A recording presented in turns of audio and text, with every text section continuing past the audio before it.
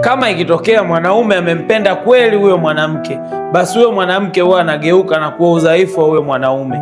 Lakini kama mwanamke ametokea kweli kumpenda huyo mwanaume, basi huyo mwanamke anageuka na kuwa nguvu ya huyo mwanaume. Kwenye mahusiano kinachofanyika ni exchange ya power, mabadilishano ya nguvu. Hakikisha unapata mwanamke ambaye ni sahihi kwenye maisha yako, kwa sababu wewe kama mwanaume unampenda yule mwanamke anakuwa ni udhaifu kwako. Lakini pia hakikisha unapata mwanamke ambaye anakupenda na anajua thamani yako wewe, kwa sababu ukipata mwanamke ambaye ni sahihi anakuwa ni strength yako na nguvu yako kwako. Ndio maana maandiko yalisema kwamba na tumfanye mtu kwa sura na mfano wake, na Mungu baada ya kumfanya huyo mtu aliona hajakamilika, na ndio maana wakati anaumbwa mwanamke aliumbwa kama msaidizi. Mungu alisema na tumfanyie msaidizi. Maana yake kazi ya msaidizi ni nini? Alikuja kukamilisha ile sehemu ambayo mwanaume bado hajakamilika.